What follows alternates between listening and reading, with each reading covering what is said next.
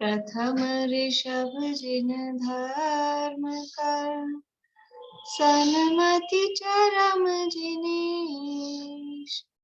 विघ्न हरण मंगल करण, भवतम दुरित दिनेश।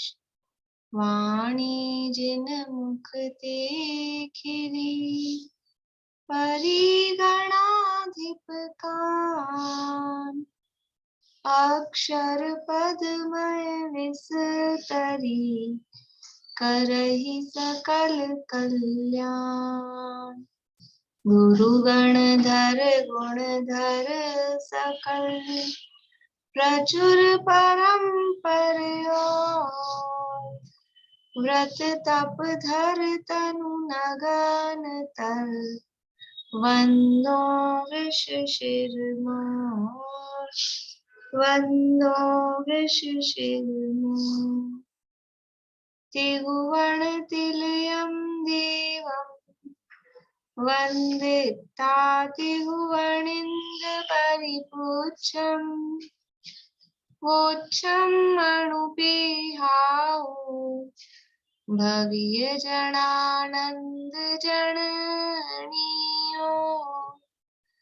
त्रिभुवन तिलक शत इंद्र वंदित, देव श्री अरहंत को कर नमन कहूँ अनुप्रेक्षाएं। भव्य को सुख कर।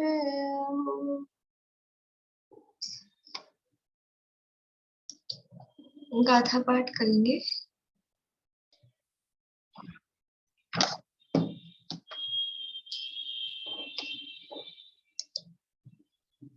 मैं ये बोल रही थी कि ये जो कार्तिकेय अनुप्रेक्षा की गाथाएं हैं ना, उसको पढ़ के कुछ भी समझ नहीं आता है। जैसे ये प्राकृत भाषा ही है क्या? पर ना इसके जैसे वो, और जैसे अपने द्रव्य संग्रह की पढ़ते हैं और फिर जैसे ये रत्नकरण शावकाचार्य सब अच्छे से समझ आती है।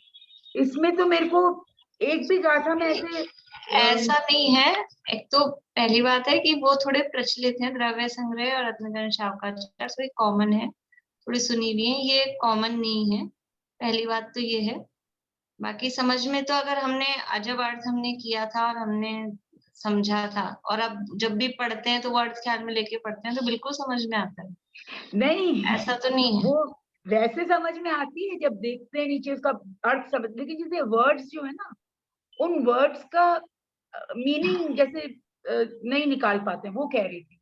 वो ये इसलिए कि वो थोड़ा ये प्रचलन में कम है ना, इसलिए बस वही बात है। जैसे समय सार की गाथाएं प्रचलित हैं, ज्यादा वही सुनी है।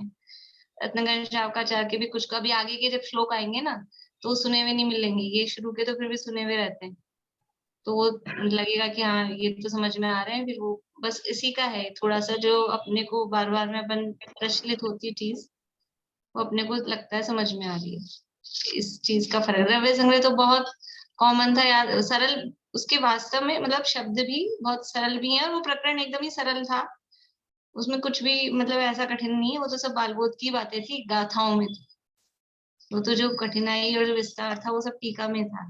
गाथाओं में तो बालबोध जैसी कुछ भी नहीं है, उसमें 6 द्रव्यों का 7 तत्वों का वर्णन है, इसलिए वो सरल पड़ रही। सरलता इसमें भी है, लेकिन वो क्योंकि शब्द इतने सुने हुए नहीं है ना, हम फैमिलियर नहीं उससे, इसलिए वो ऐसा लगता है। यहाँ अपनी चर्चा चल रही है, अन्यत्व अनुप्रेक्षा की चर्चा कल पूरी हुई थी। आज हमें अशुचित्व अनुप्रेक्षा, अशुचि भावना की चर्चा यहाँ आज करनी है। देखिए पेज नंबर है 39 और गाथा नंबर है 83।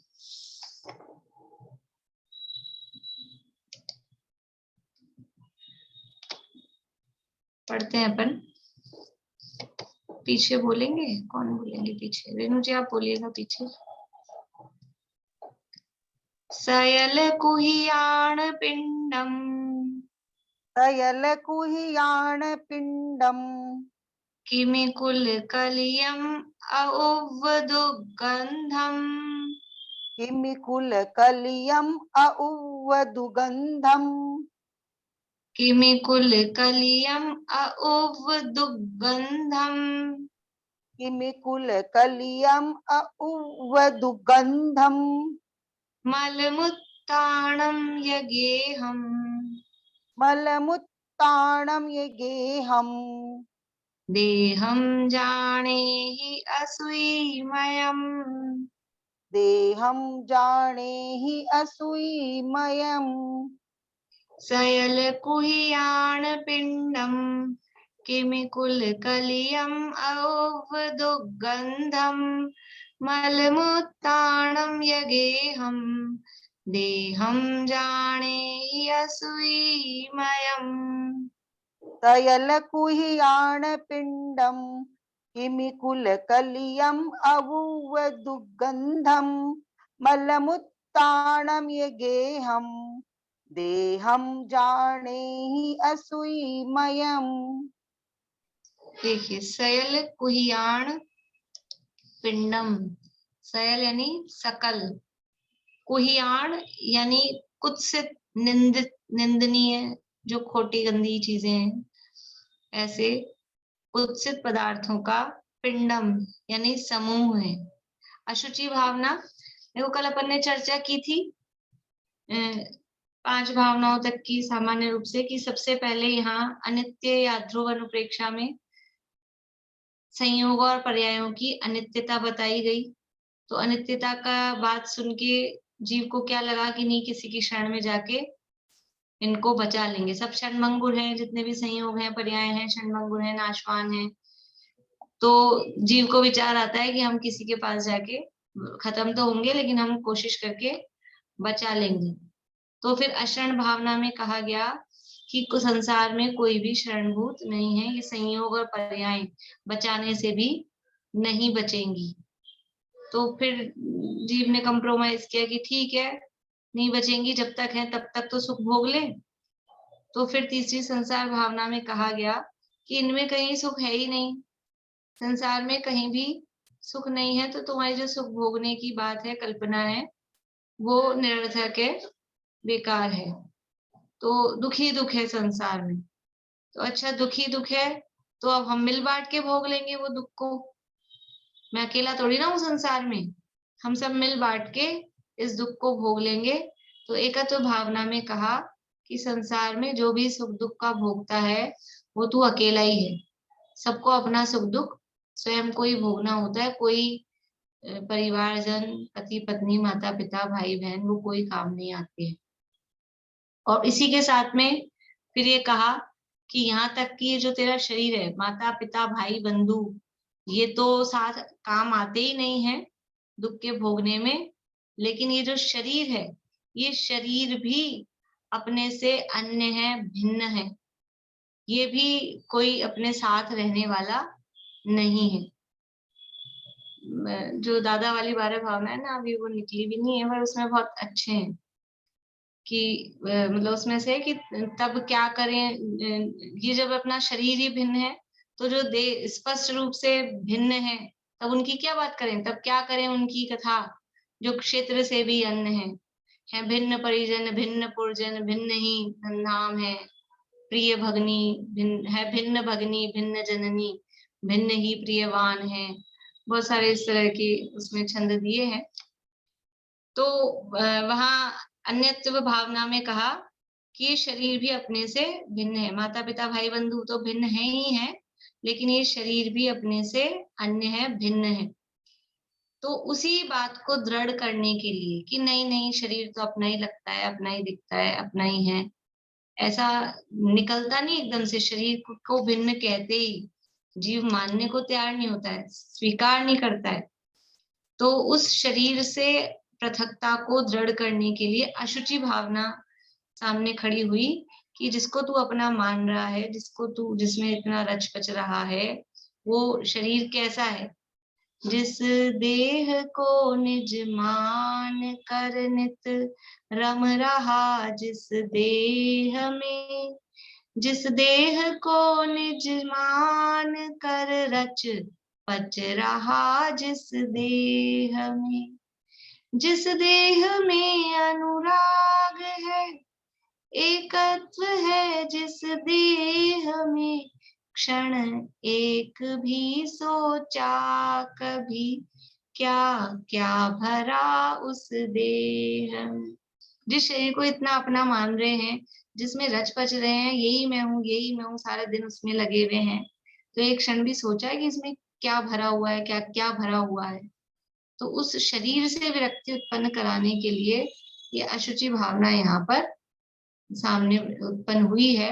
और उस शरीर का स्वरूप, वास्तविक स्वरूप कि क्या क्या भरा हुआ है उस शरीर में, वो यहाँ बताया जा रहा है। तो कह रहे हैं सैल कुहियाण पिंडम, समस्त कुत्सित पदार्थों का ये पिंड है। कुत्सित का मतलब है खोटे, निंदनीय, मतलब नाम लेना भी अच्छा नहीं लगता। इस तरह के शब्द दिए अलग अलग बारे भाव, नाम लिए घिनावे, ऐसे बड़ी वाली बारह भावना में ऐसे शब्द हैं। तो सकल कुत्सित पदार्थों का पिंड, और पिंड यानी उसका समूह है। किमी कुल कलियम, किमी यानी कृमि, कृमि, कृमि मतलब लट वगैरह, ये कृमि होते हैं ना, पेट में कीड़े वगैरह जो हो जाते हैं, कृमि कहलाते हैं। कृमि कुल, कुल का मतलब भी है उनका समूह, उनका पूरा कुल मतलब उनका कुटुंब परिवार, तो उनका समूह। कृमि कुल कलियम यानी उनसे भरा हुआ है। तो कृमि यानी पेट में रहने वाले जो लट आदि अनेक प्रकार के जो जीव हैं, उनके समूह से ये कलियम भरा हुआ है। अउव दुर्गंधम, अउव यानी अत्यंत, अति प्रचुर, दुर्गंधम दुर्गंध से भरा हुआ है, दुर्गंधित है, अत्यधिक दुर्गंधित है। समस्त गंदी चीजों का, निंदनीय चीजों का पिंड है।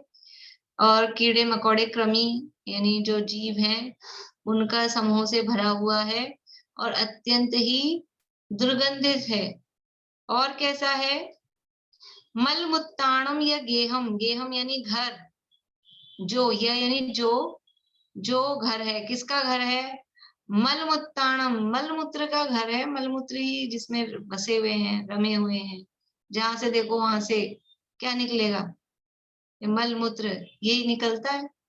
तो मल मूत्र का जो है, चार चार विशेषताएं बताइए शरीर की। क्या क्या? सयल कुहियाण पिंडम, सकल कुत्सित पदार्थों का पिंड है। किमी कुल कलियम, कृमियों के समूह का से भरा हुआ है। अओव दुर्गंधम, अत्यंत ही दुर्गंध से युक्त है। और मलमुत्ताणम या गेहम, मलमूत्र का जो घर है, जिसमें मलमूत्र ही मलमूत्र भरा हुआ है।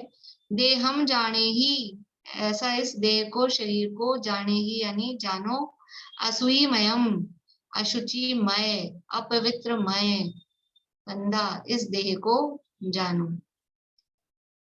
समझ में आया शब्दों का अर्थ? सयल कुहियाण पिंडम, किमी कुल कलियम, अउव दुर्गंधम, मलमुत्ताणम या गेहम, देहम जाने ही, देहम यानी शरीर को, जाने ही यानी जानो, असुईमयम, अशुचिमय, अपवित्रमय, अपवित्र इस शरीर को जानो।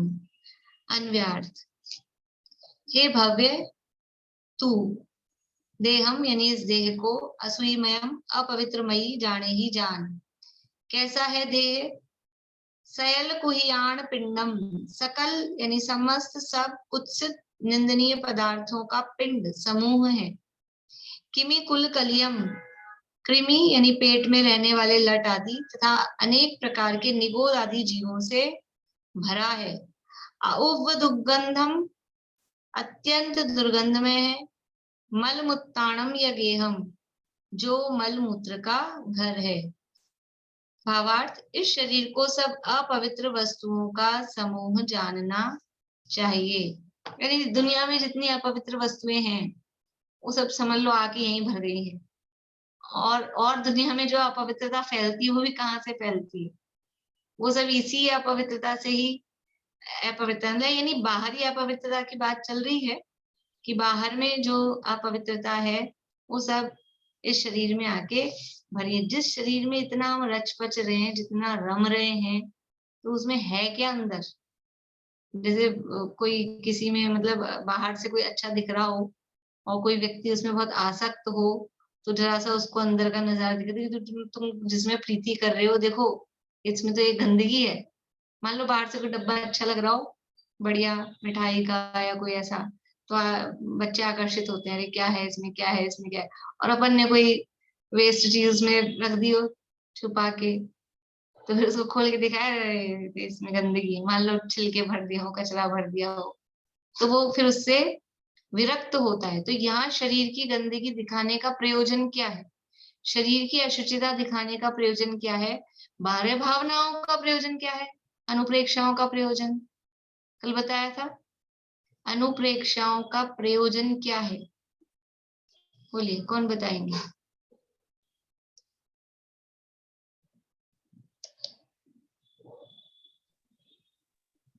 वैराग्य का उत्पादन और तत्वपरक चिंतन। यानी वैराग्य की उत्पत्ति और ज्ञान की।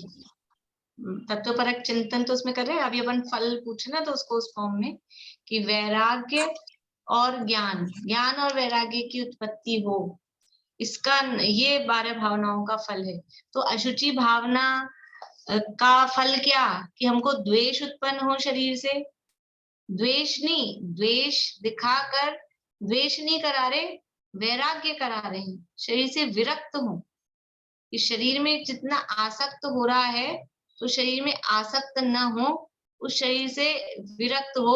सारा जो अपना समय है, अपनी बुद्धि, अपना समय, अपनी शक्ति, अपना रुपया पैसा धन दौलत सब किसके लिए लगा के रखते हैं? सब इस शरीर पे खर्च कर रहे हैं। थोड़ा सा भी समय और अपनी शक्ति और बुद्धि, धन की तो जरूरत है नहीं, वो अपने आत्मा के कल्याण के लिए लगा दें, थोड़ा सा समय दे दें। ये आत्मा कहती है जीव कि भाई तू सारा समय इस शरीर को देता है, एक थोड़ा क्षण भर का समय तो मेरे लिए निकाल। और इस शरीर को इतना समय देते हैं, लाभ क्या हो रहा है? कोई आनंद की उत्पत्ति, कोई सुख की उत्पत्ति, कोई मजा आ रहा है, कोई सुखी हो गया कि कुछ नहीं? दुखी का दुखी है नादिकाल का। और थोड़ा समय यदि अपनी आत्मा के लिए दिया होता और दे, तो उस थोड़े समय में ही शांति फील होती है, समझ में आती है। और वास्तव में यदि आत्मा में लीन हो जाए तो सुख की प्राप्ति होगी कि नहीं होगी, लेकिन जीव को समझ में नहीं आता। इसलिए यहाँ ये शरीर का स्वरूप बताया जाए कि हम, क्योंकि हम अपना सारा समय, हम अभी पीछे भी आया था, अइलालियो विदेहो ज्ञान सुवंदे विवे भक्के, कितना ही प्यार से लालन पालन इसका करो, रगड़ रगड़ के नहलाओ और खूब पाप कर करके इत्र पुलेल ये परफ्यूम वर्फ्यूम लगाओ, लेकिन होगा क्या? निकलेगा क्या? जो भरा होगा वही तो निकलेगा ना। और कितने ही बादाम का हलवा खिलाओ, क्या निकलेगा? ऐसे बोलते हैं बादाम का हलवा है, अच्छी अच्छी मिठाइयां हैं, वो सब क्या है? वो सब क्या है? बोले विष्टा की पूर्व पर्याय है, क्योंकि आप खाओगे, खाने के बाद उसका बनेगा क्या? वो जब तक अपने बर्तन में है ना, तब तक तो बढ़िया है, और अंदर गई और फिर क्या बनने वाला है? ये शरीर क्या है? ये शरीर मल बनाने की फैक्ट्री है। अच्छी से अच्छी चीजें डालो, बढ़िया से बढ़िया, प्रोडक्शन क्या होने वाला है इसमें? मल ही बनने वाला है। मल से ही बना है, मल ही भरा है, मल ही निकलता है। इसका जो उत्पत्ति का बीज है वो क्या है? मात पिता रज मिलकर बनी देह तेरी, वो मल है। और फिर मल ही अंदर भरा है, अभी इसमें लिखा जितने दुनिया भर के मलमूत्र आदि हैं वो सब भरे हैं। और निकलता भी क्या है? कोई अच्छी चीज निकलती है? मलमूत्र निकलते 9 द्वार हैं, इसके अलावा कभी खून निकल जाए, कभी मांस निकल जाए, कभी हड्डी निकल जाए, ये सब क्या है? देखते ही घिन आती है, देख नहीं सकते, मुंह बिगड़ रहा है नाम लेते, नाम सुनते मुंह बिगड़ता है। किसी की दिख जाए ना, दिखता है एक्सीडेंट वगैरह में, तो कैसा घिनौना लगता है। कोई भी ऐसी दर्शनीय चीज, देखने लायक चीज अंदर है नहीं इसमें। तो इस प्रकार शरीर को सब अपवित्र वस्तुओं का समूह जानना चाहिए। देखिए पद्यानुवाद, एक मिनट।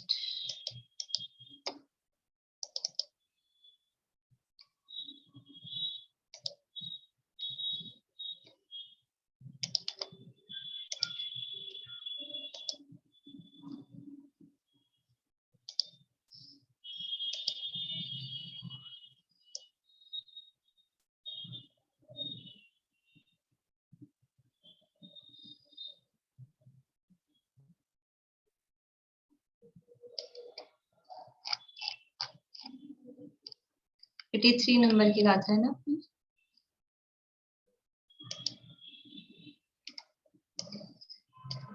सब निंदनीय पदार्थ की है पिंड, कृमि कुल से भरी, दुर्गंधमय मल मूत्र गृह यह देह है अशुचिमयी।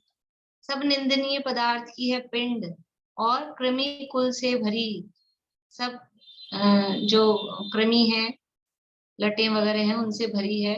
दुर्गंध में मलमूत्र गृह, दुर्गंध में मलमूत्र का ये घर है, ऐसी ये देह है अशुचि मई। देखिए आगे 84 नंबर की गाथा, पीछे बोलेंगे। चेतना जी आप बोलोगे। सुट्ठुपवित्तं दवम्, सुट्ठुपवित्तं दवम्, सरस सुगंधं मनोहरं जम्पी, सरससुगन्धं मनोहरं जम्पी, देहनिहितं जायदी, देहनिहितं जायदी, घृणावणं सुट्ठुतो गन्धं, घृणावणं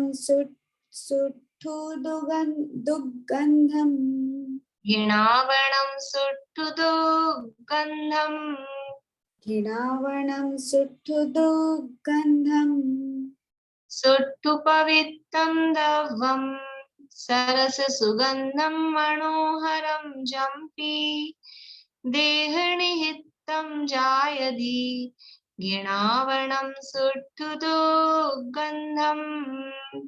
सुट्ठुपवित्तं दवं, सरससुगन्धं मनोहरं जम्पी, देहनिहितं जायदी, घृणावणं सुट्ठुदुर्गन्धम्। सुट्ठू, सुट्ठू यानी अत्यंत श्रेष्ठ, मतलब वैसे सुट्ठू का अर्थ श्रेष्ठ होता है, लेकिन यहाँ बहुत अच्छे, बहुत ज्यादा, अत्यंत। पवित्रम दव्वम, अत्यंत पवित्र द्रव्य, बहुत पवित्र है। और सरस सुगंधम, सरस है, बहुत अच्छा रसीला है, बढ़िया, समझ लो घी वाला है, मीठे वाला है, ऐसा सरस है। और सुगंध, सुगंधित है। और मनोहरम, मन को हरने वाला, जो हमको अच्छा लगता है, हमारे मन को बढ़िया लगता है देखने में, खाने में, जो भी अपने को मन को अच्छा लगता है, ऐसा मनोहरम। जम यानी जो भी, पी यानी भी। देह निहितम जायदी, देह यानी शरीर, और निहितम उसमें निहित किया, देह में निहित मतलब देह में लगाया, या देह में पहुंचाया, या देह में गया। तो देह निहितम जायदी, जायदी यानी हो जाता है। घृणावणम, वो घिनावना हो जाता है, यानी बहुत अत्यंत पवित्र और सरस, सुगंधित, मनोहर, जो भी कोई द्रव्य है और वो शरीर में पहुंचा, देह निहितम जायदी, और कैसा हो जाता है वो, घृणावणम सुट्ठु दुर्गंधम, वो अत्यंत तो घिनावना, और सुट्ठु यानी अत्यंत दुर्गंधित, वो घिनावना हो जाता है। जैसे अभी कहा कि जो भी चीजें हैं, रसगुल्ला है, बहुत आजकल तो क्या ऐसा है, मिठाई वगैरह कोई बनाई तो सुंदर बनाते हैं, डेकोरेट करते हैं चीजों को भी, खाने की चीजों को भी डेकोरेट करते हैं ना, समझ लो जैसे केक वगैरह बनाते हैं तो उसको डेकोरेट करते हैं, और भी मिठाइयां होती हैं, दिखने में बहुत अच्छी लग रही हैं, डेकोरेट है, और अभी मुंह में गई, मुंह में जाते ही कैसी हो जाती है वो, सारी देखने में घिनावनी, घिनावनी हो जाती है, एकदम घिनावनम। और अभी तो बाहर अच्छी सुगंधित दिख रही थी, बढ़िया, और अंदर पहुंची और कैसी हो जाती है? सुट्ठ दुर्गंधम, अत्यंत दुर्गंधित। ये तो अपन रसना इंद्रिय के विषय के संबंध में लगा रहे हैं।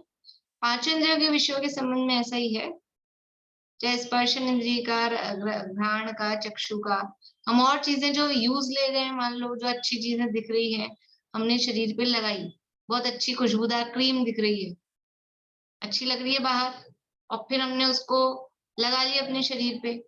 फिर क्या होता है थोड़ी देर बाद में, क्या कहाँ चल जाती है उसकी सुगंध, और वो सब सब वो पसीना वसीना बन बना के वो सब मल में कन्वर्ट हो जाती है सब। जो भी चीजें समझ लो लगा रहे हैं, यूज में ले रहे हैं, अच्छे से अच्छी दिख रही है, वो सब कैसे हो जाती है? घिनावनी हो जाती है, घिनावनी हो जाती है, अत्यंत दुर्गंधित हो जाती है। सुट्टु पवित्रम द्रव्यम, यानी अत्यंत पवित्र द्रव्य। सरस सुगंधम मनोहरम जम्पी, जो सरस है, सुगंधित है, मनोहर है। जम यानी जो, पी यानी भी, होने पर भी। देह निहितम जयदी, देह में जो निहित होता है, देह के से संपर्क में आता है, तो जायदी यानी हो जाता है। घृणावणम सुट्ठु दुर्गंधम, वो घिनावना और अत्यंत दुर्गंधित जायदी हो जाता है। अन्वयार्थ, देह निहितम, इस शरीर में लगाए गए, सुट्ठु पवित्रम, अत्यंत पवित्र, सरस सुगंधम, सरस और सुगंधित, मनोहरम जम्पी, मन को हरने वाले, द्रव्यम द्रव्य भी, घिनावनम यानी घिनावने, सुट्ठु दुर्गंधम, अत्यंत दुर्गंधित, जायदी हो जाते हैं। शरीर में कितने अच्छे से अच्छे लगाओ, खाओ, कपड़े हैं अच्छे बढ़िया धुले हुए साफ सुथरे हमने पहने, अब वो शरीर में पहनते ही, और अभी तो मौसम, अभी तो बहुत जल्दी से समझ में आती है, अभी तो ऐसा मौसम चल रहा है ना, उमस वाला, स्वेटरिंग होती है, पसीने आते रहते हैं, तो कैसी स्थिति हो जाती है? यानी ऐसी स्थिति होती है, नहाकर आओ, बाल धोकर आओ, और वो पसीनों पसीनों में फिर से कैसे हो जाते हैं, समझ में आता है? फिर से वही सब चिपचिपी, दो दो बार नहाओ तो भी कुछ नहीं हो रहा है। तो ये शरीर की स्थिति है, चाहे लगाओ, चाहे खाओ, चाहे पहनो, ये जो भी शरीर के संपर्क में चीजें आती हैं वो अत्यंत दुर्गंधित हो जाती हैं। भावार्थ सरल है, मतलब गाथाओं के शब्द वो प्राकृत के वैसे लगते होंगे, पर भाव, क्योंकि वैसे भी अपन ने 12 भावनाएं कई बार पढ़ी है, शुचि भावना की चर्चा भी की है, तो सबको समझ में आती है मेरे हिसाब से। इस शरीर के चंदन, कपूर आदि सुगंधित पदार्थ लगाने से दुर्गंधित हो जाते हैं। रस सहित उत्तम मिष्टान आदि खिलाने से मलादिक रूप परिणम जाते हैं। अन्य भी वस्तुएं इस शरीर के स्पर्श से अस्पृश्य हो जाती हैं। यानी कैसी स्थिति है शरीर, जिसको हम इतना अच्छा और ये समझ रहे हैं, आप समझो कोई चीज खाई हो, बच्चे कर देते हैं, अभी के भी आपने दूध पिलाया, और मतलब छोटे बच्चे तो ऐसे करते हैं, इधर पिलाया और इधर वॉमिट तुरंत, तो भी अभी जब पिलाया था जब बढ़िया था, और अब 1 मिनट बाद ही उसने वॉमिट की है, तो अच्छी खुशबू आती होगी उसमें से, कैसा हो जाता है?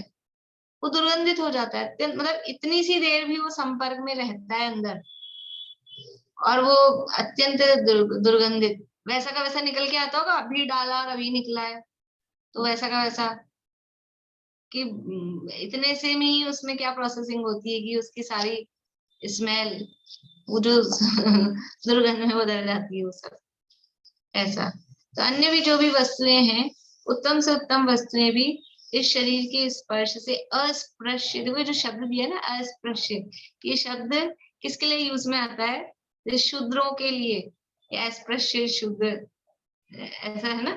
और ये वो वस्तुएं भी कैसी हो जाती है, छूने लायक नहीं रहती, अच्छी से अच्छी चीजें भी वो शरीर के संपर्क में आकर छूने लायक नहीं रहती। देखो ये एक ऊपर का था फुटनोट, और उस समय मेरे को ख्याल भी आया था लेकिन फिर भूल गए, इसको पढ़ते हैं। फुटनोट जो नीचे ऊपर जो दिया था, इस शरीर को सब अपवित्र वस्तुओं का समूह जानना चाहिए। मिथ्यात्वादी तथा शुभाशुभ भाव भी अचेतन अनात्मा होने से अपवित्र और चेतन स्वरूप से सदा भिन्न ही जानो।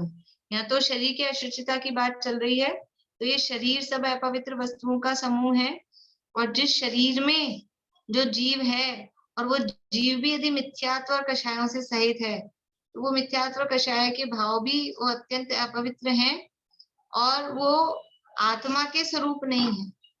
यद्यपि भाव जीव के हैं, देखो मिथ्यात्वादी तथा शुभाशुभ भाव अचेतन अनात्मा कह रहे हैं। तो ये जो भाव होते हैं हमारे मोह राग द्वेष के, क्रोध मान माया लोभ के भाव, ये चेतन है कि अचेतन जड़ है, जीव है कि अजीव है? जो क्रोध मान माया लोभ के भाव हो रहे हैं, राग द्वेष के भाव हो रहे हैं, ये जीव है कि अजीव है?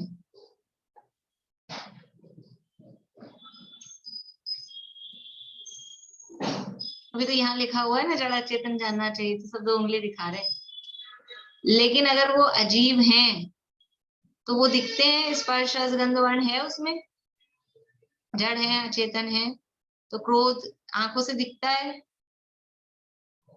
मान कि दिखता है ना, आंखें लाल हो जाती है, ऐसे फड़फड़ाने लगते हैं वो, कि वो क्रोध नहीं, वो तो क्रोध के लक्षण प्रकट हो रहे हैं।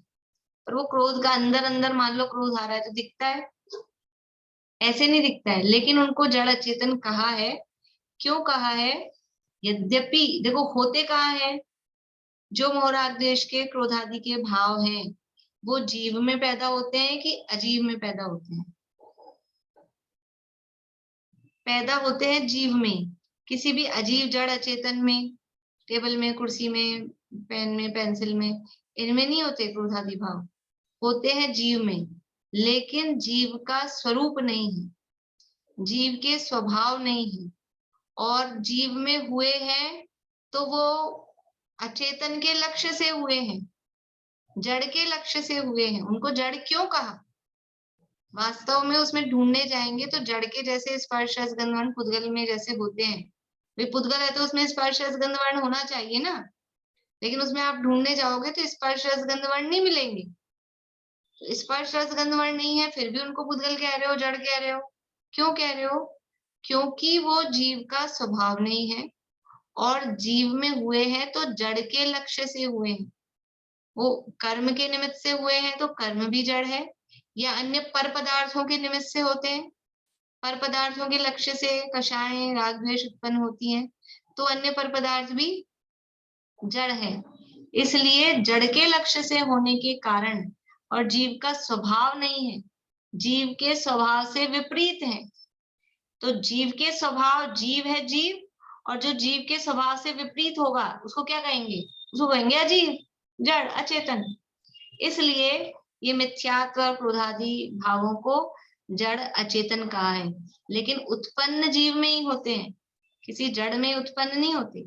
जैसे कि फुंसी हुई, फोड़ा फुंसी हुई, या बुखार हुआ। कहाँ होता है बुखार?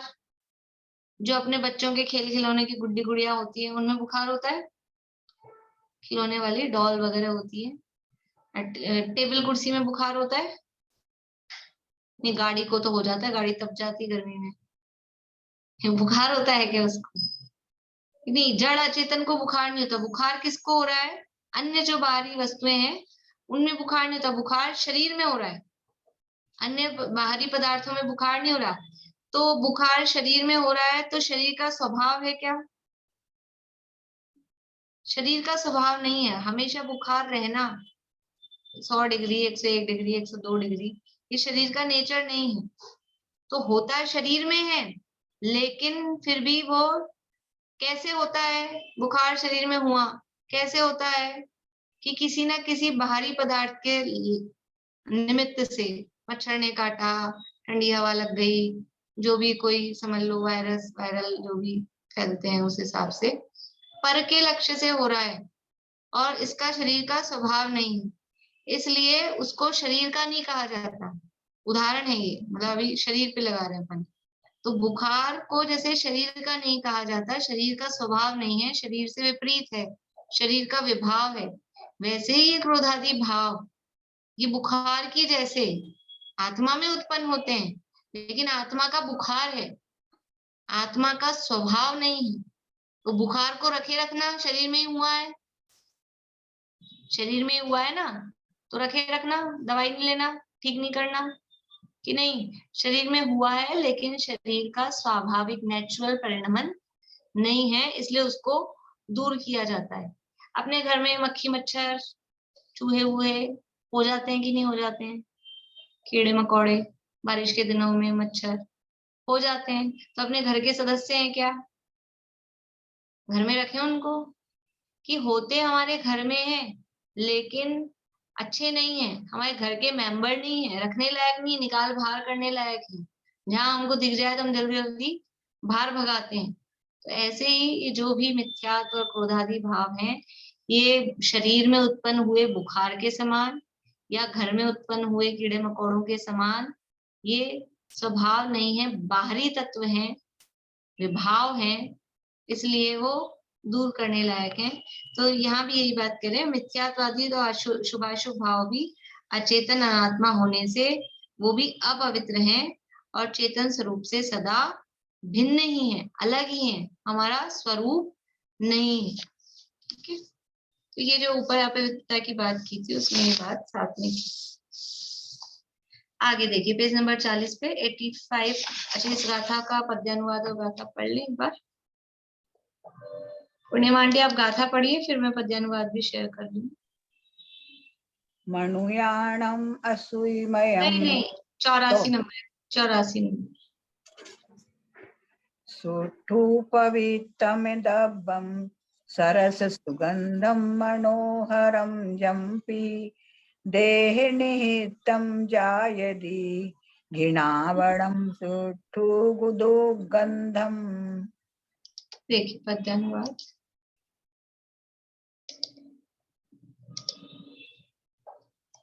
अत्यंत शुचि एवं सुगंधित सरस मनहर द्रव्य भी इस देह के संयोग से हो घृणित दुर्गंधित सभी।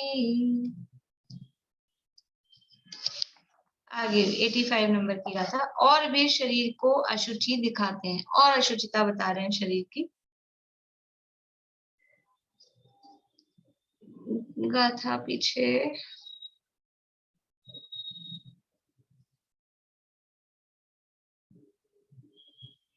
रजनी जी आप बोलिएगा। मनुयाणम असूयमयम मनुयानम असूयमयम विहीना देहम विनिमयम जान। विहीना देहम विनिमयम जान विहीना देहम विनिमयम जान। विहीना देहम विनिमयम जान केसिम विरमणम कच्चे तेसिम विरमन कज्जे ते पुण्य तथैव अनुरक्ता। ते पुण्य तथैव अनुरक्ता। मनुयाणम असूयमयम वीणा देहं विनिमयं जान।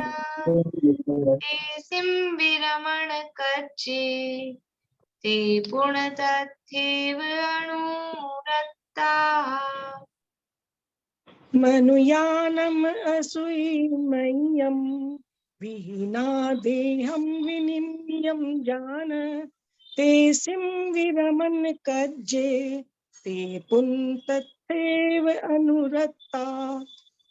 देखिए मनुयाणम, मनुयाणम यानी मनुष्यों का, असूयमयम अशुचिमय, विहीणा, विहीणा विधि, विहि यानी विधि, विहीणा यानी विधि के द्वारा, विधि यानी कर्म, तो विहीणा यानी कर्म के द्वारा,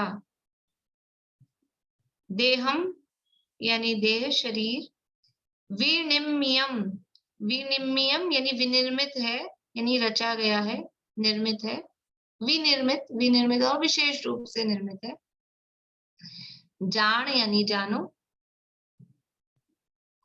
मनुयाणम देहम असूयमयम विहीणा विनिमयम जान, मनुष्यों का ये जो अशुचिमय शरीर है ये कर्म के द्वारा रचा गया जानो। तेसिम यानी उससे, विरमण कज्जे उससे, विरमण यानी विरक्ति वैराग्य, कज्जे यानी करने के लिए, उससे वैराग्य उत्पन्न करने के लिए, ते पुण तथैव अनुरक्ता, ते यानी वे, पुण्य यानी फिर भी, तथैव यानी उसमें ही, तत्एव तथैव यानी उसमें ही, अनुरक्ता यानी अनुरक्त अनुरागी होते हैं।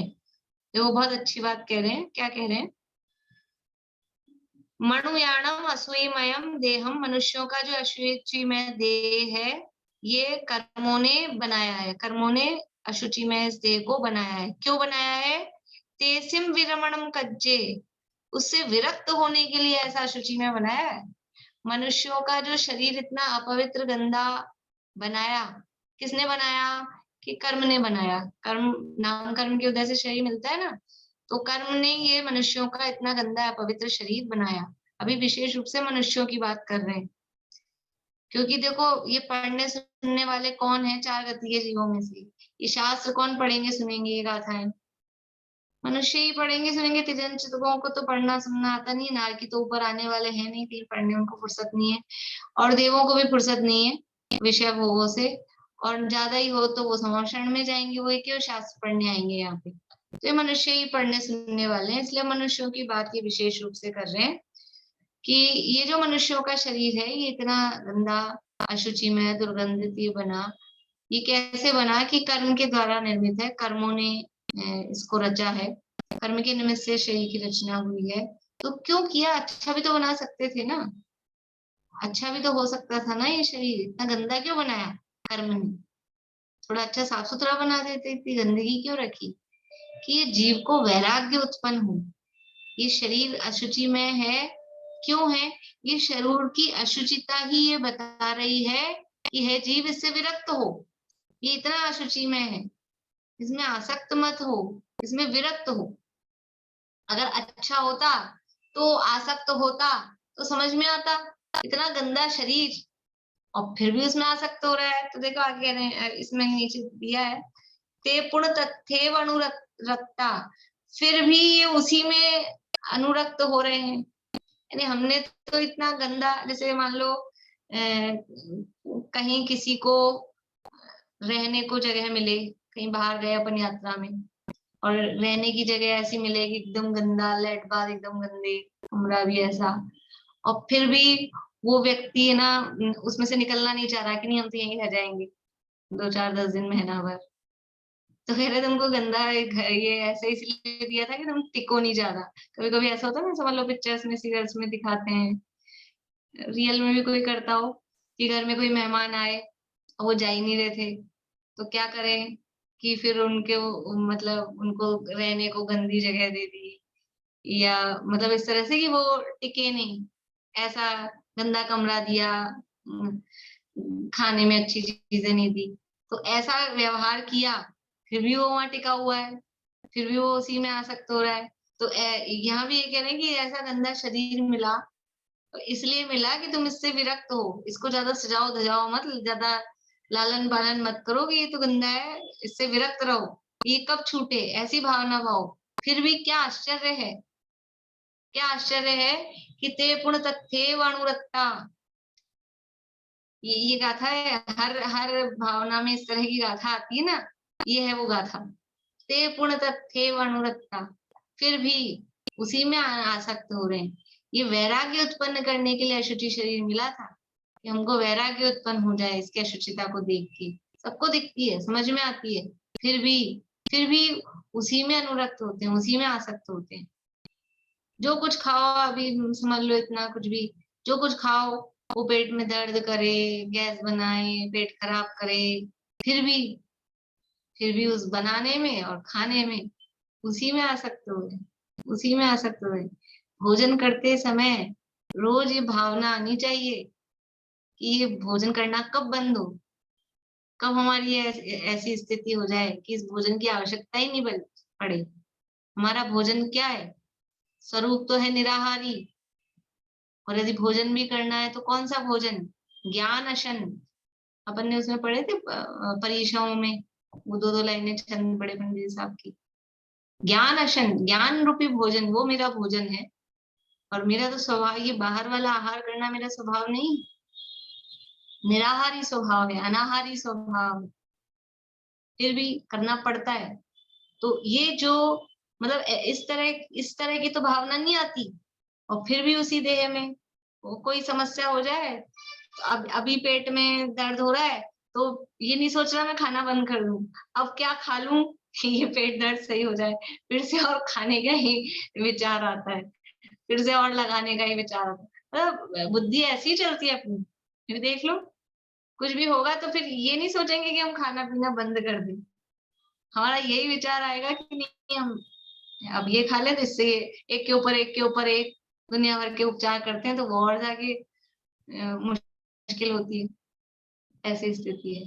ये क्या है? आई बलियो मोह महाप्पो, ये मोह का महात्म्य है कि वो विचार, विरक्ति वाला विचार नहीं आता, उसमें और आसक्ति बढ़ती है। ऐसी स्थिति है। मणुयाणम असूयमयम विहीना देहम विनिम्यम जान तेसिम विरमणम कज्जे ते पुण्य तथ्येव अनुरक्ता। अन्वयार्थ देखिए। हे भव्य, मणुयाणम, यह मनुष्यों का देहम यानी देह, विहीना यानी कर्म के द्वारा, असूयमयम अशुचि, विनिम्यम जान रचा गया जान, यहाँ ऐसी उत्प्रेक्षा यानी संभावना करते हैं, ये तो अलग से लिखने अर्थ में। तेसिम विरमण कज्जे, कि यह देह इन मनुष्यों की को वैराग्य उत्पन्न होने के लिए ही ऐसा बनाया है। ये कर्म ने जो मनुष्यों का अशुचिमय शरीर बनाया है, वो तेसिम विरमण कज्जे, उससे वैराग्य उत्पन्न होने के लिए ही ऐसा बनाया है। परंतु ते पुण्यथेव अनुरक्ता, परंतु ये मनुष्य उसमें भी अनुरागी होते हैं, सो यह अज्ञान है। ये गाथा में तो अज्ञान शब्द नहीं दिया है, लेकिन ये अर्थ में मतलब उसका भाव ही निकल रहा है कि कितना अज्ञान है, कितना मोह है, कितना जीवों की आसक्ति है कि अशुचि में शरीर बनाया था कर्म ने जैसे तैसे कि इसको वैराग्य उत्पन्न हो जाए, तो कर्म ने भी चांस दिया, ये अशुचि शरीर मिला कि वैराग्य हो जाए, लेकिन फिर भी उसको चांस ही नहीं लेना है, वैराग्य का लाभ ही नहीं करना है, तो वो उसमें ही अनुरक्त होते हैं। ये बड़ा अज्ञान है। अब आगे और 2 गाथाएं हैं, अपना समय पूरा हो गया, तो ये 2 गाथाएं और इसका दोहा ये कल पूरा करके, और टाइम रहेगा तो कल ही फिर अपन आश्रव अनुप्रेक्षा भी शुरू करेंगे। अभी पूरा करते हैं।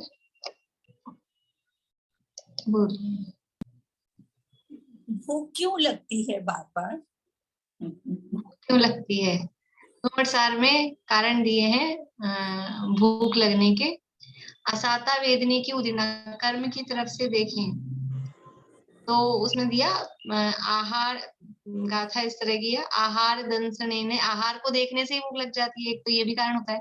ऐसे हम बैठे हैं, अभी भूख नहीं लग रही, और फिर किचन में गए, कुछ दिख गया, फिर बोलते हैं अरे ये देख के तो भूख लग गई, खाने की इच्छा हो गई। तो आहार दंसने, ये भी एक कारण है, बाहरी निमित्त कारण बताए हैं। फिर असाता वेदनी की उदीर्णा, अंतरंग जो कारण है कर्म का निमित्त, तो असाता वेदनी की उदीर्णा होने से।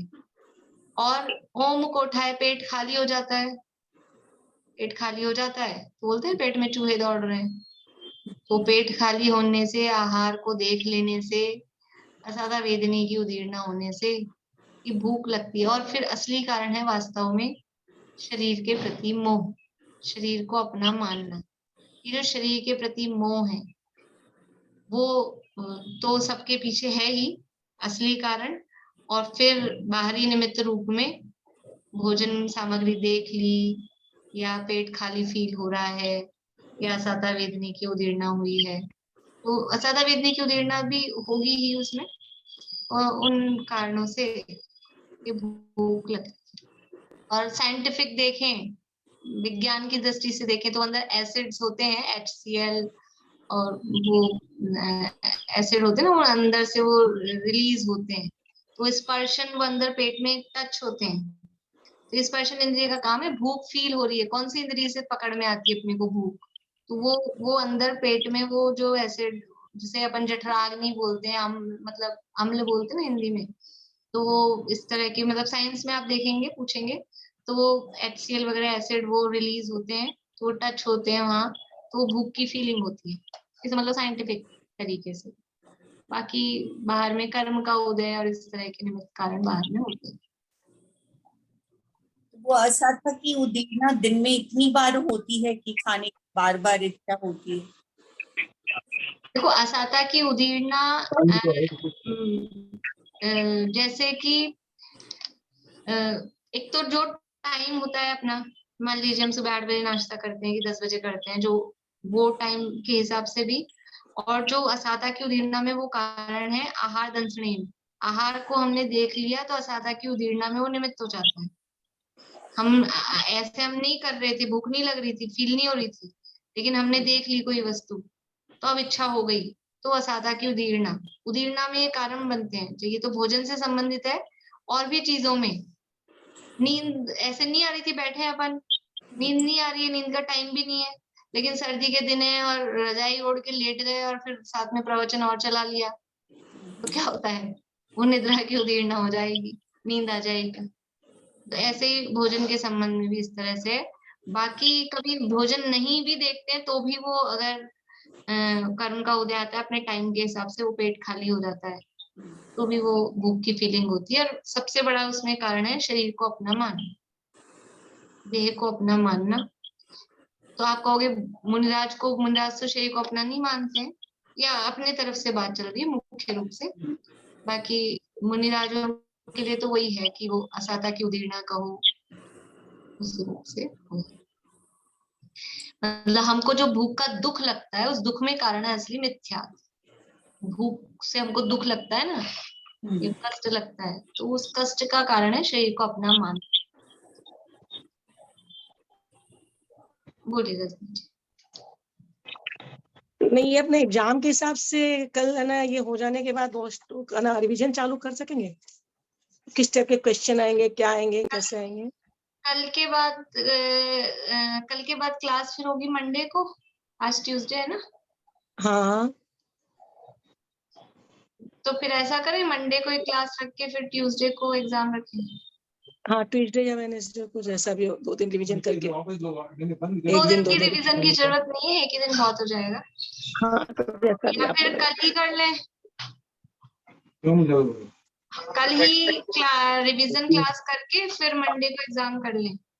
हाँ, मंडे या ट्यूसडे जो आपको सूट करे, कोई दिक्कत नहीं है। एक दिन रिवीजन के क्वेश्चन किस टाइप से आएंगे, क्या आएंगे? आपने 65 तक बताया है ना? हाँ, 65 संसार प्रेक्षा तक का। पर रिवीजन तभी करेंगे जब आप लोगों ने पढ़ा होगा, क्योंकि मैं आधा नहीं पढ़ाऊंगी, तो आप लोग कल पढ़ के आएंगे। अगर कल पढ़ के आएंगे आप लोग तो कल रिवीजन कर लेंगे, नहीं तो फिर मंडे को रिवीजन करके ट्यूसडे को पेपर रख लेंगे। आप मंडे का रिवीजन रख लीजिए, तब तक मंडे तक हम क्या कह रहे चेतना जी? मंडे मेरा पढ़ा हुआ तो पूरा है, लेकिन कल मेरे को कुछ काम है तो है नहीं, और हमको रिवीजन मिस नहीं करना है, तो अगर पॉसिबल हो तो आप मंडे कर लो चलो रिवीजन। मंडे रिवीजन करके थैंक यू। ट्यूसडे को एग्जाम रख लेंगे, ठीक है? बोलिए रेणु जी। मैं बोले जैसे मुनिराजों के ये जो असाता वेदनी का उदय मंद होता है क्या, कि जैसे इन लोग को मतलब भूख को मारते हैं कि कर्म से लड़ते हैं, कि मतलब असाता वेदनी का उदय ही कम रहता है, मतलब मंद होता है? देखो, हाँ, असाता की उदीर्णा होने से भूख की फीलिंग होती है, तो उदय भी वहाँ मंद है, क्योंकि वहाँ पुण्य प्रकृतियां और पुण्य के उदय अधिक हैं, पहली बात। और इसीलिए मैंने असली कारण कहा कि जो हमारी शरीर में एकत्व बुद्धि है वो कष्ट देती है, तो मुनिराजों की शरीर में एकत्व बुद्धि है नहीं, इसलिए वो कष्ट उनको दुख नहीं लगता।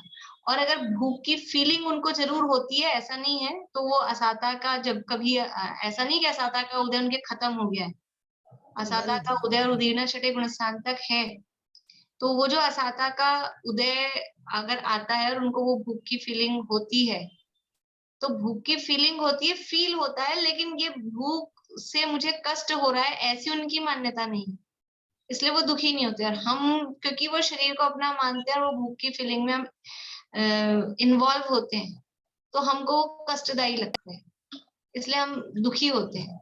अब वो उसके लिए विकल्प आ जाता है उनको कि भूख की फीलिंग हो रही है, तो विकल्प आ गया कि चलो आहार लेने निकलो, तो मिल गया आहार तो ठीक है, नहीं तो फिर विकल्प टूट जाता है उनका उसी हिसाब से।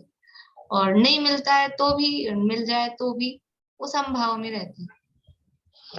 तो वो भूख मारते हैं ऐसा नहीं है, और भूख से लड़ते हैं ऐसा भी नहीं है, वो तो अपने समझ लो कर्मों से लड़ रहे हैं, तो वो कर्म ही इस तरह के उनके नहीं रहते। और असली जो वास्तव में असली कारण यही है, जो भी कष्ट होता है ना शरीर में, घुटनों में दर्द है, सिर में दर्द है, पेट में कमर में दर्द है, भूख प्यास का जो भी दुख है, उसका असली कारण है शरीर में एकत्व बुद्धि, शरीर को अपना मानना, असली कारण वो है। और फिर बाद में साथ में ये तो साइड के निमित्त है, असाता के उदय वो भी कर्म का उदय है, पर वो फिर ये दोनों मिल जाते हैं, मिथ्यात्व का उदय और फिर असाता का उदय, तो वो दो मिलके डबल मारते हैं।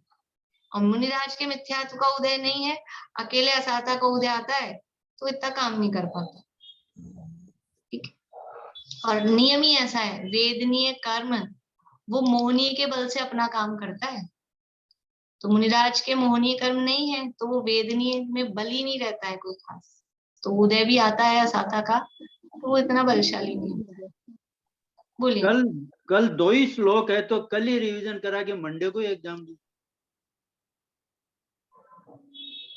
कल तो थोड़ी देर में हो जाएंगे 2 श्लोक। देख लेंगे, मैं छोड़ देती हूँ तत्समय की योग्यता पे। अगर कल आप लोग रिवीजन आप करना, फिर आज थोड़ा मजा तभी आएगा जब आप लोग पढ़ के आएंगे, आप लोग रिवीजन करना। हाँ, ये 2 श्लोक तो जल्दी से हो जाएंगे, सही बात है। ये तो 18 नाथों की वो स्टोरी है, उसका करा दीजिए। ठीक है, हमने देख दोबारा लीजिए। रिवीजन तो किया था अभी छुट्टियों में, 28-30 श्लोक हमने दोबारा सुने थे पूरे के पूरे। आप लोगों को रिकॉर्डिंग सुनने का तो टाइम नहीं, रिकॉर्डिंग ना सुने, बुक को ही पढ़ें और उसमें ही ध्यान रखें। और जिनको इन्होंने गाथा याद की उनको सरल पड़ेगा, क्योंकि वो भाव उसमें से आएगा समझ में। अब गाथाएं भी आती है तो उसको, गाथा को और अर्थ को, भावार्थ छोटे छोटे से कोई कोई में है, वो पढ़े ध्यान से, वो ध्यान से पढ़ेंगे तो एग्जाम तो अपन मंडे या ट्यूसडे को ही रखने वाले हैं, तो अभी आपको 3-4 दिन तो है ही और भी, तो ध्यान से तब तक और पढ़ लें तो आपको समझ में आ जाएगा। क्योंकि भाव तो उसमें कठिन है नहीं, थोड़े थोड़े से कुछ उदाहरण वगैरह हैं वो याद रखने की है बस, कि इसमें कौन सा उदाहरण है या कौन सी बात कही है। विषय कठिन नहीं है कुछ भी, विषय एकदम सरल है, इसलिए हो जाएगा। बोलिए शशि जी। आधा कल करा दीजिए, आधा मंडे को देख लेते हैं जैसा भी होता है, कल पूरा होगा नहीं होगा, जो भी होगा देख लेंगे। एग्जाम प्लीज मंडे को ले लीजिए ना। मंडे को रिवीजन या एग्जाम? ये एग्जाम ट्यूसडे को दे नहीं पाएंगे फिर। प्लीज कोशिश कर लीजिए। ठीक, हम लोग भी कोशिश करेंगे मतलब। अब कल जैसा भी रिवीजन जैसे भी होता है उस हिसाब से। ठीक है, चलिए जिनवाणी से।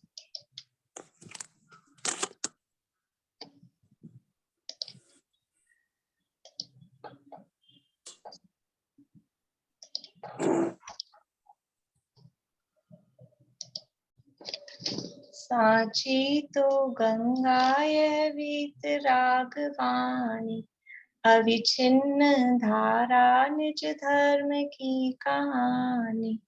जामे अति विमल अगाध ज्ञान पानी, जहाँ नहीं संशय आदि पंख की निशानी। साची तो गंगा यह वीतरागवाणी, सप्त भंग जह तरंग उछलत सुखदानी।